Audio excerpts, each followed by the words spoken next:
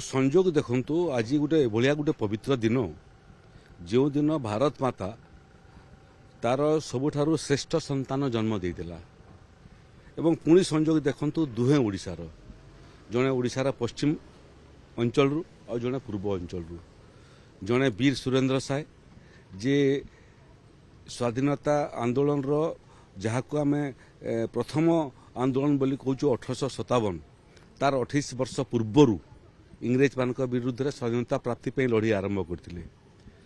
आउ जड़े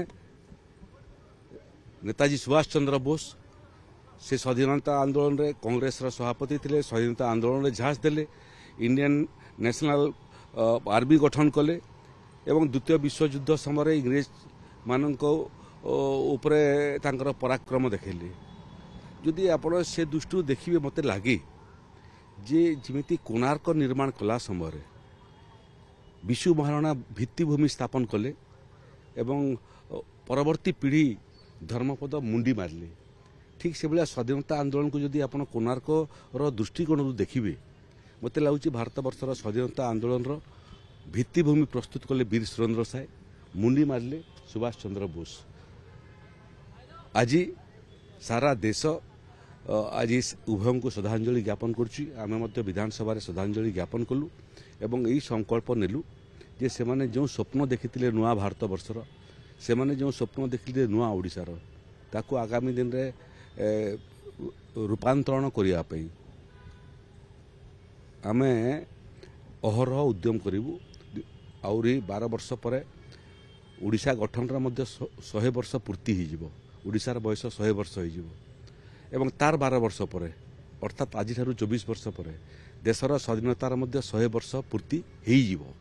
देश को स्वाधीन भारत को 100 वर्ष हो जिवो।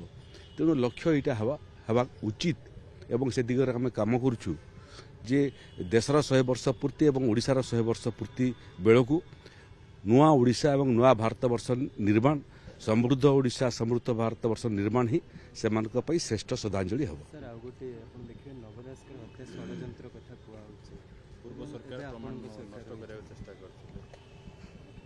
आज ये पवित्र दिन रे विषय था पुणी ये विषय